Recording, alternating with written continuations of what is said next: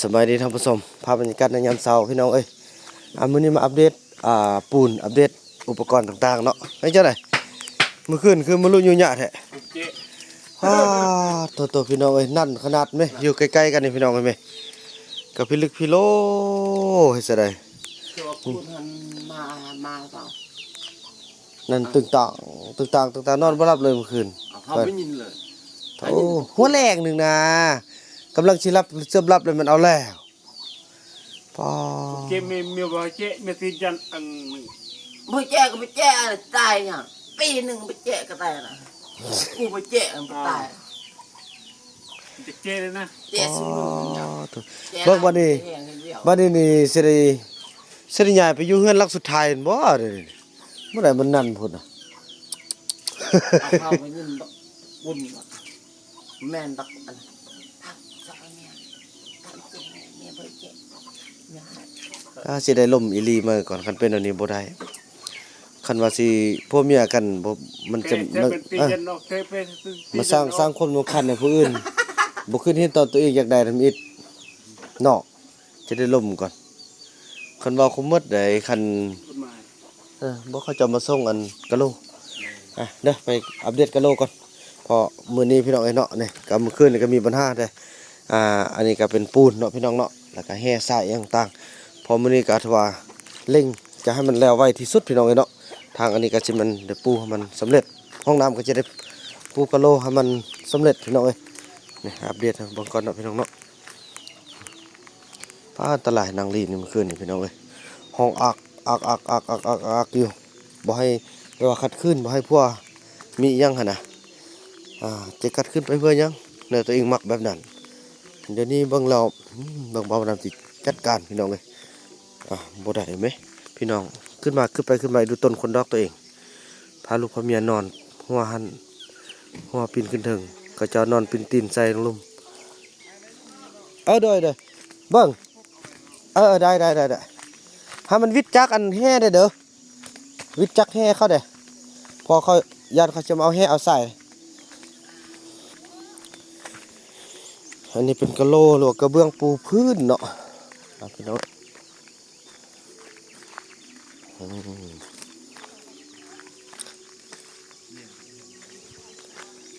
โอเคนี่แหละเป็นกระเบื้องปูพื้นทางฝั่งไทยเอิ้นว่ากระเบื้องปูพื้นได้นี่เนาะ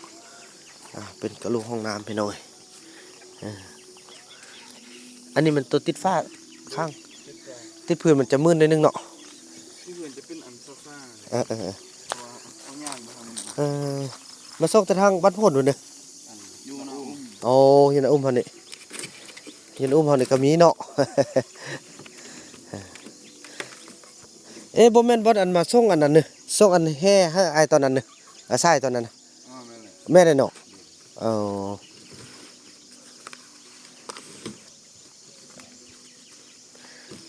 ใกล้จะสำเร็จกันละเพราะว่าจะเร่งให้มันได้มอบกันเดือน6นี้เดือน6เพราะว่าเดือน7เดือน8มันก็ฟ้าฝนไปติ๊กๆเลยได้เนาะเริ่มฟ้าฝนโซลาธาให้พี่น้องเลยความสู้ช่วยเขาเจ้าสู้ซนพี่น้องเลยเนาะสร้างห้องน้ำ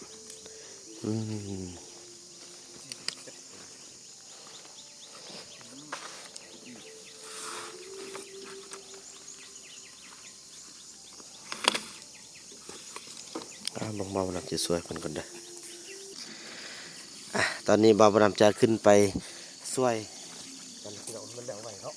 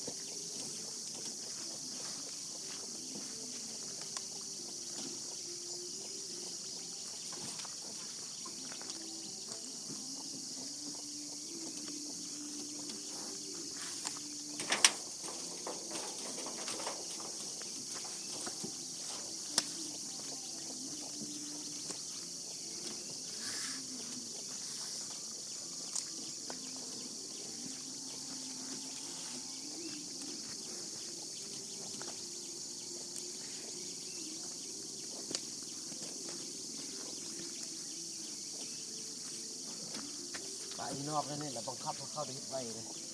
กะอยู่หน้าน่ะมันพนันเฮ็ด ไอ้สร้างเขาเฮ็ดเงินอยู่ที่ แม่นแหละ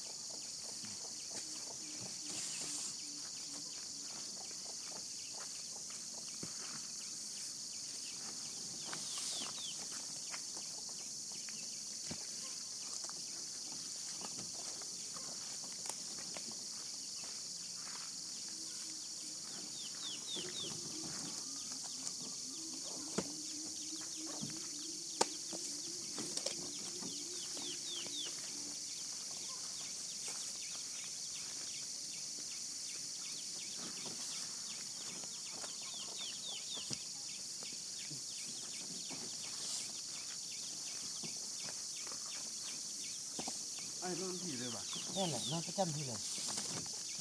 ปะบ่ได้เลย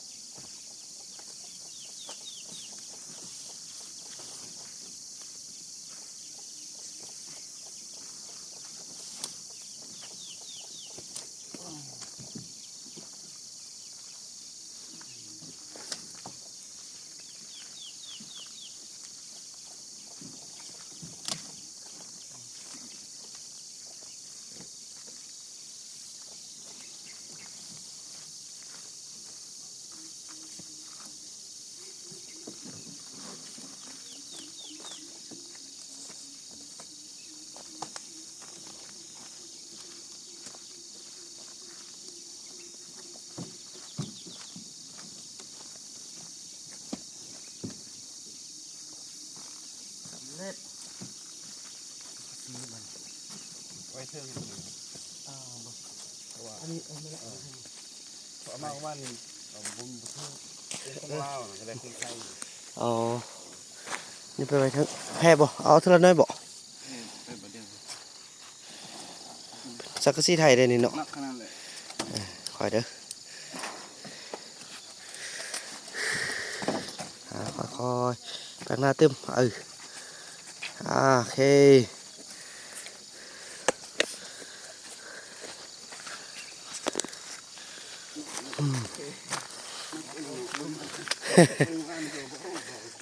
ตัวว่านี่สังเสียนลาวติลาวแล้วมันบางเลย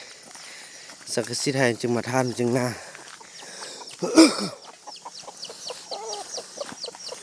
ขี้ทรายเนี่ยเอามาไว้นี่หน่อยน้อยเนาะ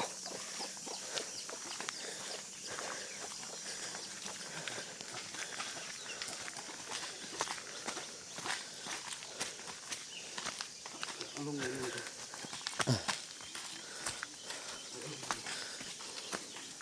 ลงคือเลย คอยเด้อ ก็ เลยตั้งเลยนี่ตรงเนี้ยจงลังอย่างลังลังเพิ่นเนี่ย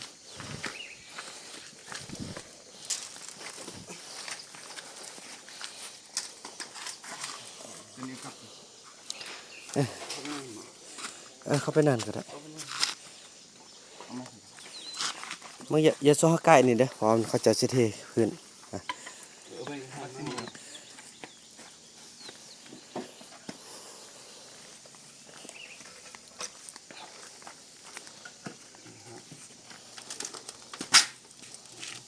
คอยได้ แต่เซี่ยวไปหน่อยใส่ท้องมือเลยเถอะนานขี้หยาดพอบ่าวนำเคยผ่านมาแล้วจุดนี้นะพี่น้องเอ้ย เอาไปดิทีมคนมา โอเคละเอียดเนาะ นี่กับ เอากลับเอาอันนั้นบ่แพ้บ่นี่นี่เนาะแห้งเบาเนาะบอกก่อนสิพี่น้องความแตกต่างสังสีลาวสังสีไทยสังสีลาวจะบางพี่น้องเอ้ย ยกขึ้นนอนโยนนี่กันสิ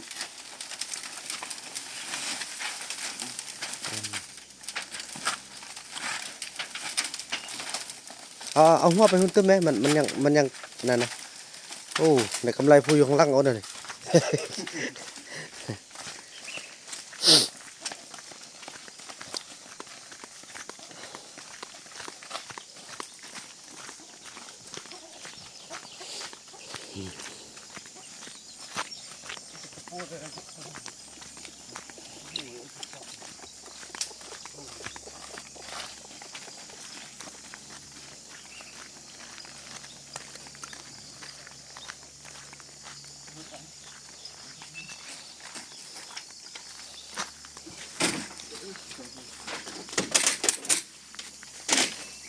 ค่อยตั้งค่อยเอาลงค่อยๆเนิบลงก็ได้ค่อยนักก้มลงโยนสิเสียกันเลยเสีย เชี่ยวขนาดเป็นอันเล่นกับสังซีนี่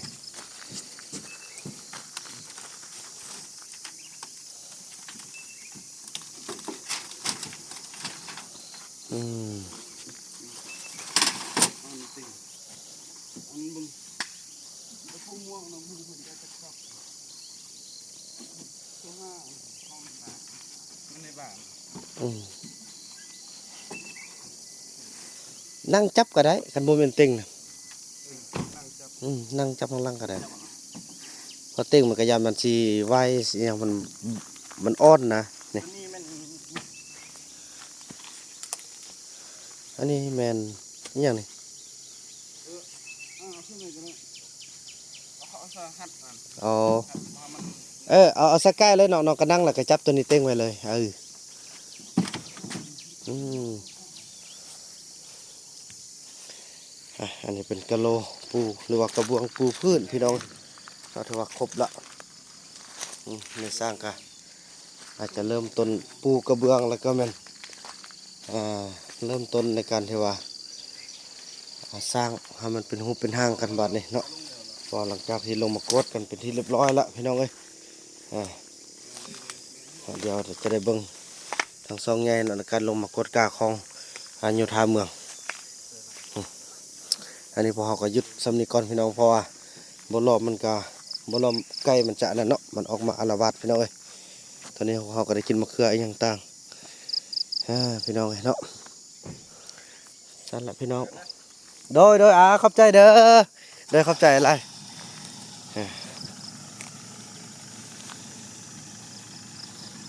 เจ้าก็กลับกันละมาบนน้ำกับชิเกลือกบต่อบ้านนี้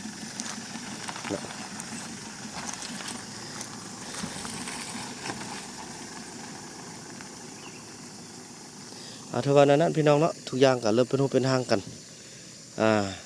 ให้เชื่อมั่นบ่นำในการพัฒนาพี่น้องเลยถ้าว่าบ่ขึ้นงอเนาะบ่นำก็เคยบอกกับ2 คนนั่นแหละว่าเรื่องจิบ่มีคนอยู่บ่ถ้าขึ้นยานเพียงแต่ออกปากคำเดียวว่าหากผู้ใดบ่มีบนอยู่อาศัยอยู่ในประเทศลาวสิ มาอยู่ที่นี่ได้ฉันเพียงคำเดียวเต็มแต่กะให้มันสุดวิสัยเนาะคือบาวบุญนำได้อดกันมาเป็นเวลา2-3 ปีแหละพี่น้องเอ้ยที่จัดการทุกอย่างนี่แหละคือตอนนี้บาวบุญนำก็ปฏิรูปเราได้พี่น้องเอ้ยเนาะคือซาวลีนี่เมื่อคืนกันยังมีการห้องมียังเป็นรบกวนชาวบ้านเอาแท้ว่าห้องคุณห้องพี่อยู่บาวบุญนำจะได้อบรมต่างหากว่าไปจะได้คันบ่มักคันว่าบ่มักเบาไหลก็มันต้องให้หนีออกจากที่นี่คือบ่ให้อยู่เพราะว่าให้คิดเห็นในเบื้องหลังที่ผ่านมาพอพวกเกี่ยวมักกันเองแล้วมาอยู่เบาไหลกับบ่เคยผิดบ่เคยพลาดแล้วเดี๋ยวนี้เนาะคันว่าอยู่บ่ได้กันมันให้หนีเท่านั้นแหละพี่น้องเอ้ยเอาคนดีอยู่คือยิ่งใหญ่ไฟตุสูงนี่เบาบ่นำบ่ให้อยู่เด็ดขาดยิ่งใหญ่ไฟสูงก็อย่าพี่น้องอยู่แล้วเฮ็ดอยู่เฮ็ดกินแต่อยู่ครัวกินเฮ็ดเวียกเฮ็ดงานบ่บ่นำบ่ว่าดอกยิ่งในอยากสิ่งที่อยากได้บ่นำบ่ว่าอันนี้ถือตัวว่าตัวเองสำคัญอีหยังต่างๆเก่งขึ้นทุกมื้อแล้วได้นางลีนี่บ่ฮอดอิหยังก็ถ้าบ่มีคนป่าก็บ่มีผู้ใดมาช่วยบ่มีผู้ใดบ่มีบนไทยคลิปว่าซ่านป้าโตมันป้านนั่นบ่ได้ความฉลาดของมันบ่ฮู้ซะมันคิดว่ามีแต่มันผู้เดียวคิดมีแต่เผาตรงเรื่องผู้เดียวคนทุกยากบ่อึดทุกคนติดต่อมาหาบ่าวนำคือกับ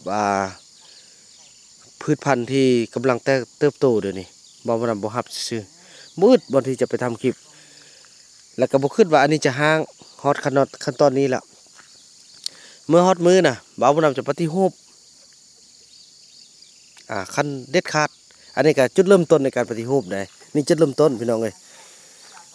จะบ่ให้ผู้ใดมาคมเหงมาเหยียบใจบ่าวนำอีกคือตัวนี้นะซ้ำกับเหยียบอยู่แล้วเห็นบ่เขาสร้างเฮือนเขาได้นอนดีมีสุขปานนั้นจะมาสร้างเสียงรบกวนบางเทื่อพี่น้องนอนกลางบ่าวนำได้ถ่ายคลิปแต่บ่าวนำบ่เอาลงบ่าวนำลบทิ่มพี่น้องเอ้ยมันน่าเกลียดเหลือเกินเนาะบางเทื่อ11-12 โมงนอนกำลังรับดีพวกสิเฮ็ดเบิ่งห้องนั่นบ่ลึงตึงตังขัดคืนบ่ให้พวกเฮ็ดสร้างความรำคาญคือบ่าวนำนี่คนใส่แนวคิดคันได้นอนรับเลยบ่มีเสียงรบกวนให้ก็โอเคเนาะถ้ารับไปแล้วมีอันรบกวนบ่าวนำได้ตื่นนี่นอนบ่หลับพี่น้องเอ้ยทรมานขนาด คือว่าแหละพี่น้องเอ้ยผู้ใดบ่ใส่แนวคิดผู้ใดบ่ใส่ความอดทนนี่บ่ฮู้เนาะในการที่ว่าดูแลครอบครัวในการเบิ่งแยงผู้คนจังซี่แหละปะโทษอันตรายพี่น้องเอ้ยบ่ให้เกียรติกันจักน้อยเลยคือจะแค่นั้นละเฮ็ดคือจะไปแนวใดละไปพอคิงกับพอคิงกำมาระดมเอาทุกคนไปหมดคันผู้ใดกล้ามีความสามารถมาเอาผู้เฒ่าผู้แก่ไปนี่ทึกเสือกเว้าตรงๆเลยพี่น้องเอ้ยคือว่าเป็นศัตรูตัวหนึงที่ว่ามาคัดค้านในการพัฒนาได้ผู้ใดอยากไปแต่อย่าโซเอาคือบ่แม่นหยังพี่น้องพอผู้เฒ่าผู้แก่น่ะเขาจะบ่มีพิษกับภัยอยู่แล้วเนาะสมมุติเอาไปน่ะเขาบ่ได้ดูแลคือบ่าวนำดูแลแบบนี้ดอกเอาไปเขาก็ไปทิ่มปะเอาไปเอามาตายแล้วล่ะบ่าวบุญนำนี่แหละเป็นคนที่จะไปดูแลไปเบิ่งไปแยงคือเก่าฉะนั้นบ่าวบุญนำจะบ่ไปเบิ่งญี่ปุ่นเบิ่งอยู่นี่ตายอยู่นี่กินอยู่นี่ทุกอย่างให้อยู่ที่นี่ถ้าไปพุ่นแล้วบ่าวบุญนำบ่ไปเขาสุดนี้บ่าวบุญนำจะกำจัดบ่ได้เพราะว่ามันเงินซื้อเขามันซื้อเงินซื้อของเขาเจ้าเองเนาะเงินค่ามันต้นของเขาเจ้า2 ล้านกีบในเมื่อก่อน2 ปีเมื่อปีที่แล้วเนาะเม็ดต่อไปทุกเม็ดทุกกีบที่บ่าวนำได้รับการถ่ายทำได้รับการช่วยเหลือบ่าวนำจะแม้แต่เม็ดหนึงก็บ่ให้เฮียบ่ให้เอาไปเลยนะพี่น้องเอ้ยสิมาก็มาบ่มาก็อย่าบ่าวนำบ่ให้ไปอีหลีได้บาดนี้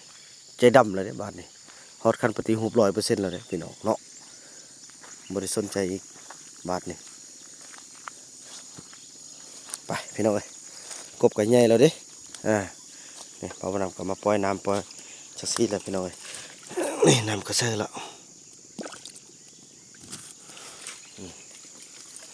นี่ใหญ่แล้วนี่ อย่าคิดว่าสิได้มาเปเอากบไปกินละลาบัดนี่บ่มาเฮ็ดเวียกบ่เอาแต่ก็บ่เอาของเขาอีหยังอีกบ่คือแต่เก่าแล้วเด้อบุญนำเปลี่ยนไปละบัดนี่อดกันมา2 ปี3 ปีจนให้มันฮอดจุดนี้มาฮอดจุดนี้ได้อยู่ได้ก็อยู่บ่อยู่ได้ก็ตามใจเอาได้ครึ่งหนึงก็ย่ามันบ่ส่งนั่นเดี๋ยวจะประกาศเอาผู้ใดมีผู้ใดโสดอยู่ข้างนอกในห้างนางไม้พอไปพอมาพอเฮ็ดเวียกเฮ็ดงานได้เดี๋ยวบ่าวนนำจะจัดการบ่ให้เอาคนตรงเรื่องนี่บ่ให้เอามันก็ขี้คันคือเก่าคันว่าให้เอานางติ๊กน่ะเพิ่นๆนี่เอาไปมาพักนี่ไปอยู่ป่าตึมมาเบิ่งแล้วนั่นน่ะพี่น้องเนาะคลิปนี้บ่าวนำขออนุญาตจบคลิปกับซ้ำนี้ก่อนพี่น้องแล้วพบกันใหม่ในคลิปต่อไปคลิปนี้บ่าวนำขอกล่าวคำว่าสบายดี